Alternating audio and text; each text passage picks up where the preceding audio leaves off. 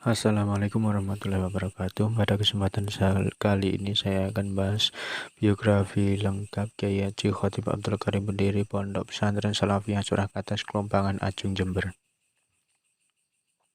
Di zaman yang serba majemuk seperti ini, di mana kehidupan manusia sudah mencapai krisis mental yang sangat memprihatinkan, arus globalisasi dan modernisasi telah mengikis nilai-nilai Islam. Hukum-hukum Islam dalam kehidupan manusia pun tinggal catatan saja. Sulit untuk menjadi realita. Agama seakan terkaram di dasar lautan budaya yang semakin berbudak manusia, sehingga begitu sulit Islam muncul ke permukaan untuk mengurus dunia. Untuk menentang kehidupan yang semakin hebat ini, maka umat manusia membutuhkan seorang yang mampu memegang tongkat komando Islam, di mana dia tidak hanya pandai dalam memerintah, tapi juga menjadi suri tauladan yang bermoralkan Islam di dalam kehidupan bermasyarakat. Sifat arif dan supel sungguh diperlukan bagi seorang reformis yang ingin mengubah kehidupan umat yang sudah keluar dari jalur Islam. Seorang reformis tersebut tidak lain adalah Kiai Haji Khotib Abdul Karim. Beliaulah salah seorang yang mampu mengantisipasi arus tersebut. Beliau juga telah berjasa besar dalam membangun mental anak bangsa di tanah Jawa. Dengan dasar inilah maka kami memandang penting untuk menyimak takbir biografi Hadratus Syekh Kiai Haji Khotib Abdul Karim selaku muassis Pondok Pesantren Salafiyah, dengan maksud untuk dijadikan suri tauladan bagi santri khususnya dan pada umat muslim umumnya. Pada sekitar abad ke kurang lebih tahun 1845 Masehi, di Jember, tepatnya di daerah Kaliwening, hiduplah seorang petani yang arif dan berbudi luhur pada sesama. Walaupun dari kalangan rakyat biasa, beliau termasuk tokoh karismatik. Kemandirian dan rasa tanggung jawab merupakan salah satu budi pekerti yang beliau tunjukkan. Selain itu, beliau juga bercita-cita untuk menjadikan keturunannya lebih baik daripada beliau. Beliau adalah Bapak Syarif, putra dari Jember, yang mempunyai harapan besar supaya anak dan keturunannya kelak ada yang menjadi perompak, bahkan pelopor untuk mewujudkan panji-panji Islam di masyarakat. Yang pada masa itu Islam sudah berkembang, tapi degradasi moral di masyarakat sudah mulai tampak.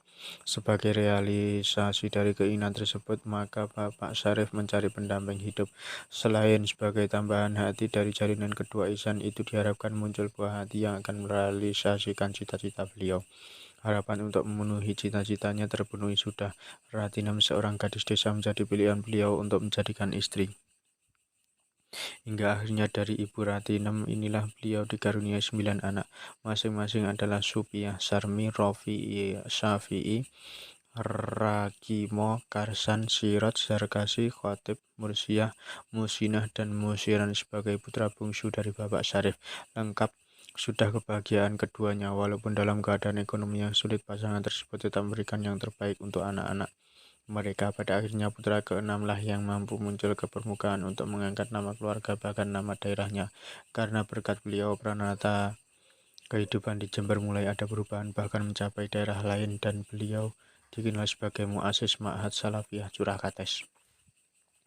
Sejak dari timbangan sang ibu, Khatib kecil berada dalam keadaan kekurangan. Mereka hidup seperti layaknya masyarakat pada umumnya. Walaupun demikian, kasih sayang dan perhatian tetap tercurahkan kepada mereka. Disiplin serta kemandirian ditanamkan sejak kecil, maka tidak heran putra-putri mereka walaupun masih kecil sudah diberi tanggung jawab dalam membantu keluarga, tentu menurut kemampuan mereka masing-masing. Disebabkan oleh didikan tersebut yang membuat khotib muda sudah mempunyai rasa disiplin, tanggung jawab, serta kemandirian disertai dengan kebesaran jiwa.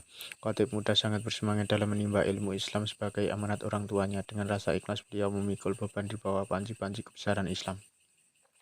Sejak kecil bergerut dengan ilmu, memang tiada kemuliaan tanpa perjuangan. Begitupun dengan Hadratus Syekh Khotib Abdul Karim. Sejak kecil beliau sudah dituntut menimba ilmu agama dengan motivasi dan semangat yang tinggi, sehingga beliau pun menepati jalan hidupnya dengan ilmu. Mulai dari belajar Al-Quran sampai ilmu tasawuf pun dijalaninya. Menurut ilmu dari pesantren yang paling dekat sampai pesantren yang jauh dari tempat tinggalnya, beliau jalani dengan sabar dan tabah, tanpa ada rasa putus asa untuk mencapai cita-cita. Beliau pertama kali digembleng oleh seorang tokoh agama yang terkenal alim dan warok. Beliau adalah Syekh Khalil Mbah Khalil Bangsal Sari, di mana selain dibekali dasar-dasar ilmu agama, beliau juga dididik menjadi orang yang bertanggung jawab dengan didasari rasa patriotisme yang tinggi. Di pesantren Mbah Khalil tersebut, beliau belajar bermacam-macam bidang ilmu dengan rajin, tapi yang paling utama di sana beliau belajar Al-Quran, fikih, dan ilmu nahwu. Dengan penuh ketekunan dan kesabaran, beliau menyerap semua ilmu dengan relatif singkat jika melihat usia beliau yang masih sangat muda. Seiring dengan berjalannya waktu, beliau pun semakin sibuk dengan ilmu yang digelutinya. Sampai kurang lebih 4 tahun beliau digembleng di pesantren Mbah Khalil Aida. Setelah dari Ponpes Aida Bangsal Sari, beliau melanglang buana untuk menuntut ilmu yang akhirnya sampai di pesantren Darul Hikam Bendo Kediri. Di pesantren inilah kedewasaan, khasanah, dan kekaroman beliau muncul. Di Pondok Bendo beliau memfokuskan diri belajar ilmu tasawuf dan ilmu tentang arti hidup dan kehidupan. Demi mendapatkan ilmu dari Mbah Kyai Muhajir Bendo, dalam belajar beliau jalani dengan rajin dan telaten. Terbukti semua kitab yang pernah dikaji beliau penuh dengan makna. Walaupun beliau sudah hafal dengan makna dari kitab tersebut, tapi beliau tetap berpegang teguh pada isi kitab Ta'limul Muta'alim yang berbunyi, yang artinya seyogyanya bagi santri supaya tahan uji dan sabar dan tabah pada satu guru dan satu kitab sehingga tidak meninggalkan kitabnya dalam keadaan kosong. Ta'lim Muta'alim. Dari bukti autentik bahwa beliau seorang yang rajin dan tidak pernah menyia-nyiakan waktu adalah 4 set. Satu set berisi 4 juz dari kitab Ihya Ulumuddin. Beliau selama di Bendo terisi penuh, tidak ada yang kosong sedikit pun. Bahkan sampai sekarang pun semua kitab-kitab Hadratus Syekh masih tertata rapi. Sampai-sampai banyak kiai dan ustadz meminjam kitab beliau untuk dimutolaah ataupun dijadikan mukobalah. Itulah barokah ilmu yang dapat kita manfaatkan dan kita rasakan sampai sekarang dari Mbah Kyai Khatib serta suri tauladan beliau yang perlu kita teladani. Selain sifat-sifat tersebut di atas tadi, ada satu hal lagi yang perlu kita tiru dari sebagian sifat beliau, yaitu dalam hal wirai dan kesederhanaannya. Sejak di Pondok Bendo dari awal hingga akhir mondok, beliau tidak pernah menggantungkan kehidupan pada orang lain.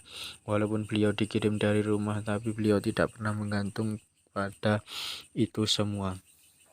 Awal-awal memang beliau dikirim lewat pos yang berupa seikat padi, saunting pari Jawa, dan sebagian uang yang tentu saja jumlahnya sangat kecil. Tapi beliau sadar siapa dirinya dan tahu posisi keluarganya dan juga saudara beliau yang masih menjadi tanggungan orang tuanya masih banyak. Itulah bukti kesederhanaan sosok-sosok Mbah Kyai Khatib. Beliau menerima apa adanya, tidak pernah beliau mengejar-ngejar dunia hanya dikarenakan urusan dunia pula. Sedangkan bukti bahwa beliau seorang wirai adalah sewaktu mondok beliau berteman dengan seorang yang kaya dan terpandang, Pak Jahid dari Cilacap. Dikarenakan Pak Jahid kaya, waktu beliau mengambil kiriman beliau tidak pernah diberi sedikit. Paling tidak songkok beliau penuh dengan uang. Entah berapa jumlahnya beliau tidak pernah tahu. Pokoknya uang itu cukup, bahkan tersisa untuk biaya sebulan. Walaupun kaya, Pak Jahid terkenal akan kedermawanannya. Buktinya waktu berteman dengan Mbah Khatib, beliau selalu berkata, "Kang, sampean lek butuh duit njupuk. Mas, kalau kamu butuh uang silahkan ambil." Tapi selama itu pula Mbah Kyai Khatib tidak pernah menggunakan kesempatan emas itu. Beliau tetap berpegang teguh pada pendiriannya, yaitu mandiri, hingga akhirnya beliau meninggalkan pondok tersebut. Beliau mondok di Bendo sekitar 17 tahun. Selama itu pula kesan indah beliau tinggalkan untuk keluarga dalam dan pondoknya. Sakowah dan riyadhah Mbah Kyai Khatib. Sifat rohaniah yang menyatu dalam jiwa Mbah Kyai Khatib membuat beliau selalu berlapang dada, penderma, dan berbuat baik pada sesama makhluk. Tidak pandang bulu pada siapa yang datang padanya. Selama bisa memberikan jalan keluar, beliau akan tetap membantu. Kebesaran jiwa dan karomah-karomah beliau tidak lepas dari riyadhah yang beliau jalani. Riyadhah adalah salah satu jalan untuk mengekang hawa nafsu yang condong menyeret manusia pada hal yang bertentangan dengan syarak, dan bila seseorang sudah mampu mengendalikan hawa nafsu, disitulah akal jernih akan timbul, dan bila akal sudah bisa mengendalikan nafsu, nur ilahi akan turun, bahkan derajat kewalian akan disandangnya. Jika sudah menyandang derajat wali, berarti dia kekasih Allah dan Allah akan selalu menjaganya atau maksum. Begitu pula Mbah Kiai Khotib, beliau memperoleh derajat yang begitu tinggi tidak hanya dengan berpangku tangan. Mulai dari kecil hingga tua, beliau telah mengekang nafsu duniawinya demi mencapai derajat unggul di hadapan Allah. Memang beliau sejak dulu sudah dikenal sebagai ahli tirakat. Terbukti waktu kecil sekitar umur 5 tahun beliau sudah mengurangi makan. Pada waktu remaja, tepatnya saat mondok di Gedangan Sidoarjo, beliau menjalani puasa selama 4 tahun. Tahun pertama beliau menjalani puasa dengan makan, minum, dan tidur. Tahun kedua dijalaninya dengan makan, minum, tanpa tidur. Tahun ketiga beliau jalani dengan minuman, tidur, tapi tidak makan. Dan yang paling berat adalah tahun keempatnya, yaitu puasa dengan tidak makan, tidak minum, dan tidak tidur. Beliau menjalani riyadhah tidak hanya dengan puasa, tapi juga dengan cara lain, yaitu waktu di mendo. Beliau selalu menghargai waktu. Rasa disiplin seakan sudah menyatu dengan jiwanya. Barokah dan manfaat ilmu selalu beliau kejar dengan jalan mengamalkan ilmu yang telah beliau dapatkan. Suatu misal, beliau sewaktu mengaji selalu datang lebih awal dari ustadznya, dan itu beliau lakukan tidak hanya 1-2 kali, tapi setiap waktu dan setiap saat beliau menuntut ilmu. Dan selain itu beliau termasuk salah satu orang yang kuat menahan lapar dan ngantuk. Diceritakan dari Pak Zahid Cilacap yang adalah salah satu sahabat beliau. Pak Zahid bercerita selama beliau bertolabul ilmi bersama Kiai Khotib, beliau belum pernah melihat Mbah Khotib tidur, baik siang maupun malam hari. Di Pondok Bendo, Mbah Kiai Khotib setiap sore selalu menyalakan lampu untuk belajar teman-temannya, dan itu bisa diambil ibarat bahwa Mbah Kiai Khotib senang memberi cahaya terang untuk umat. Pada saat Kiai Khotib belum lama menjadi kiai, kabar pun sampai kepada keluarga dalam. Waktu itu Bu Nyai Bendo mendengar tentang Pondok Curah Kates. Beliau berkata, "Sopo kiai ini? Siapa kiainya?" Dan setelah tahu Pondok Curah Kates dipimpin oleh Kiai Khotib yang termasuk salah satu alumni Bendo, beliau pun berkata, "Apa Khotib sing biyen tukang ngurupke lampu kae?" Apa Khotib yang dulu sering menyalakan lampu itu? Beliau pun kagum dengan keikhlasan dan ketulusan hatinya. Mengherankan memang, seorang kiai ternama yang telah mencetak ulama-ulama besar di Nusantara ini belum terungkap silsilah nasabnya, dan sudah berapa guru yang telah beliau timba ilmunya. Diceritakan oleh Mbah Sofiah, kakak beliau, Mbah Kiai Khotib, setiap kali ada kesempatan beliau sempatkan untuk ziarah ke makam Mbah Khalil Bangkalan yang konon merupakan salah satu guru dari Mbah Kiai Khotib, karena beliau sempat menghatamkan kitab ilmu akil darinya. Bahkan Mbah Kiai Khotib pernah tabarukan di Batu Ampar, Madura, di pondok Mbah Kiai Damanhuri. Semua perjalanan itu beliau tempuh hanya dengan berjalan kaki. Pernah Mbah Sofiah bertanya pada beliau, "Lek tekan kono kene sangumu piro? Dek, dari sini ke sana bawa ongkos berapa?" Beliau menjawab, "Sing digawa sangu apa yuyu, yang buat bekal saya apa mbak?" Mbak Sofiah lalu bertanya, "Loh, lek ngelak kepiye? Kalau haus bagaimana?" Kiai Khotib menjawab, "Pokoknya angger mamah godhong asem lak ya mari ngelake. Mengunyah daun asam kan sudah tidak haus." Itulah sifat tawakal Mbah Kiai Khotib. Beliau begitu yakin bahwa Allah yang membuat kenyang itu adalah Allah, dan hanya kepadanya beliau serahkan jiwa dan raganya. Beliau tidak pernah mengeluh dengan keadaannya, dan baginya keadaan ekonomi yang sulit bukanlah menjadi penghalang baginya demi meraih cita-cita. Pucuk dicinta ulam pun tiba. Hadratus Syekh Khotib Abdul Karim adalah seorang figur santri yang termasyhur kealimannya, wibawanya, serta fatwanya begitu waskita jitu sehingga teman-temannya pun kagum atas hal tersebut. Pada suatu saat di Dusun Curah Kates ada seorang hartawan yang bercita-cita memiliki seorang menantu yang bisa menggantikan beliau sebagai imam masjid, bahkan kiai yang kelak akan menjadikan nama Curah Kates harum. Beliau adalah Bapak Abdullah, seorang tokoh terkenal di wilayahnya. Walaupun beliau tidak memiliki seorang putra, tapi cita-cita beliau tetap tinggi untuk mewujudkan harapannya. Beliau mengangkat 3 orang anak, 2 anak laki-laki dan 1 perempuan. Dialah Pi Syafi'i, Jumi, Mbah Rukoyah, dan Al-Madun. Bapak Abdullah menumpukan harapannya pada putri tunggalnya yang berasal dari Kendal, Jawa Tengah. Sebagai orang tua yang bertanggung jawab, Mbah Dullah sebutan Pak Abdullah pun mencarikan jodoh untuk putri satu-satunya. Pilihan beliau adalah seorang yang mampu menjadi pemimpin rumah tangganya. Beberapa waktu kemudian terdengarlah kabar tersebut oleh santri Mendo Bapak Toha yang memang kebetulan dia berasal dari Curahkatas. Dia juga teman Mbah Kiai Khotib. Kemudian Mbah Toha memberitahu bahwa Dullah seorang figur yang selama ini diidam-idamkannya. Dialah Mbah Kiai Khotib. Tanpa pikir panjang, Badullah langsung menyetujuinya. Beliau tahu kalau Pak Toha adalah orang yang tahu tentang kriteria menantu yang diidam-idamkannya saat itu. Waktu pun telah bergulir, persiapan akad nikah sudah bergema, akan tetapi sayang seribu sayang. Acara tersebut gagal karena calon pengantin pria belum siap untuk datang. Semua orang tahu bahwa Mbah Kiai Khotib itu adalah insan yang waskito, jadi beliau tahu apa yang harus diperbuat tentang jalan hidupnya. Beliau melakukan hal tersebut bukan berarti beliau egois, tapi beliau masih mencari jalan terbaik untuk masa depannya. Ternyata benar setelah beliau bertahajud kepada Allah, kemantapan hati pun beliau raih. Dalam mimpinya beliau melihat seakan di depan rumah Mbah Dullah, tepatnya di Masjid Al-Faqih itu menjadi sumber mata air yang sangat besar menyerupai lautan. Dengan berdasarkan petunjuk dari Allah itulah beliau semakin mantap dan yakin bahwa pilihannya itu benar. Dan waktu pun terus berjalan hingga acara akad nikah pun siap dilaksanakan. Pak Toha dan Pak Al-Madun bertindak sebagai penjemput calon mempelai pria. Aneh memang, keduanya tidak menjemput calon mempelai pria di rumahnya tapi di pondoknya. Setelah sampai di tempat mempelai wanita Curahkatas, tepatnya sekitar tanggal 25 Juli 1936 Masehi, acara pun segera berlangsung. Tidak terlihat mewah tapi kesan khidmat dan mengharukan menyelubungi hadirin yang ada pada saat itu. Pernikahan pun berlangsung, tapi jiwa dan semangat Kiai Khotib dalam menuntut ilmu tetaplah tinggi.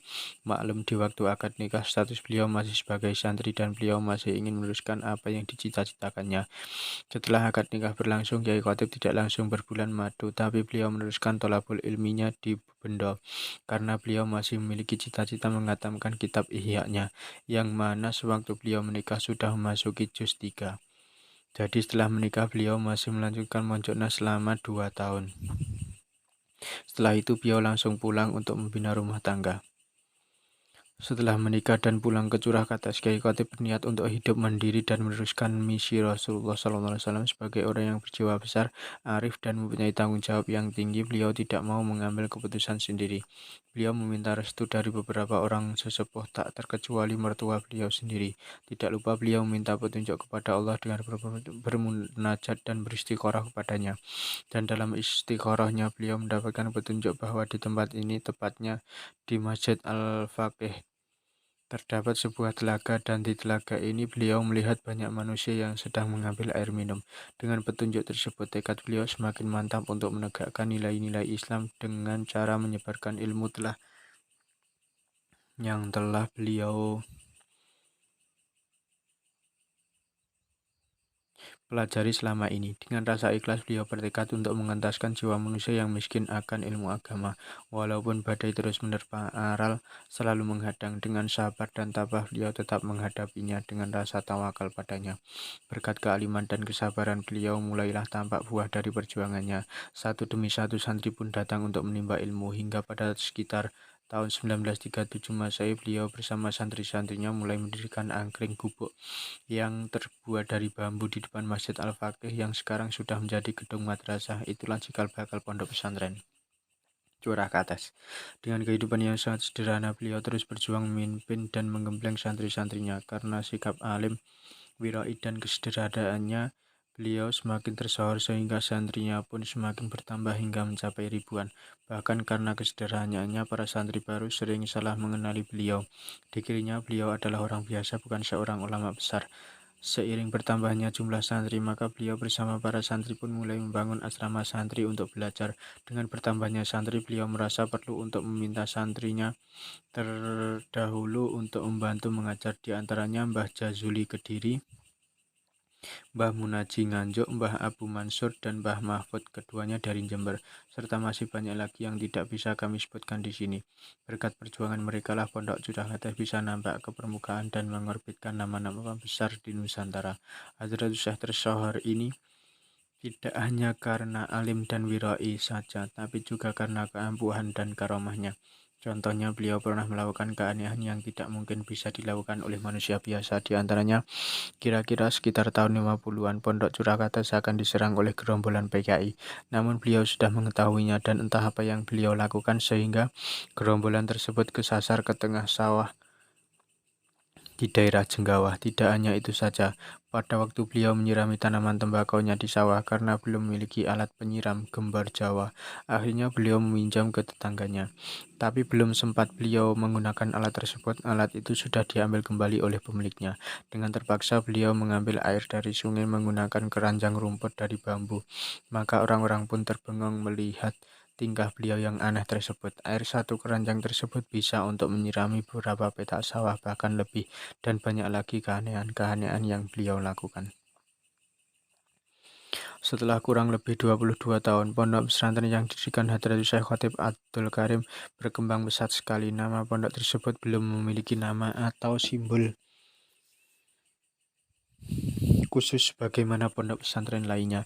Akhirnya masyarakat sekitar menyebutnya sebagai Pondok Pesantren Curah Katas. Hal tersebut dapat dimaklumi karena pondok-pondok tersebut memang berada di dusun Curah Katas yang menurut cerita dahulu banyak ditumbuhi pohon kates pepaya, sehingga diberi nama Curah Katas. Kemudian berdasarkan hasil musyawarah dan hasil istiqoroh Kiai Khatib, maka tahun 1959 pondok ini diberi nama Salafiyah. Nama ini ditetapkan sebagai nama pondok karena pondok ini merupakan pondok yang salaf, baik dari muasisnya pendiri maupun dari metode belajarnya yang tetap dipertahankan sampai sekarang. Hasil perjuangan panjang Hadratus Syekh untuk meraih asasnya tercapai sudah. Keteladanan beliau dalam berjuang menyiarkan wahyu ilahi kepada santri-santrinya berbuah sudah. Badai kebatilan di masyarakat pun banyak yang telah beliau redam. Dengan tongkat amar ma'ruf nahi mungkar, beliau komandokan wasiat Nabi dengan ikhtiar yang ikhlas dan tawakal kepadanya. Beliau mencetak insan muslim yang alim, amil, dan ikhlas. Sepanjang perjalanan itu beliau berjuang dengan didampingi istri tercinta. Sang istri selalu memberi motivasi dorongan dalam setiap langkah beliau. Selama itu beliau dikaruniai 5 orang putra dan 5 putri. Selang beberapa tahun kemudian, yaitu pada hari Sabtu sore bulan Jumadil Awal 1973 Masehi, tepat setelah peletakan batu pertama Masjid Jami Baitul Amin, Batok, Jember, Hadratus Syekh Khatib Abdul Karim sebagai muassis Ma'had Salafiyah yang menjadi suri tauladan para santri akhirnya berpulang ke rahmatullah. Inna lillahi wa inna ilaihi raji'un. Sesungguhnya kita semua milik Allah dan kita pasti akan kembali kepadanya. Tapi sebelum beliau wafat, kejadian-kejadian aneh pun terjadi. Di antaranya salah satu sahabat beliau di Benda yang bernama Pak Jahid Cilacap mendapat kabar seminggu sebelum Hadratus Syekh wafat bahwa beliau sudah wafat.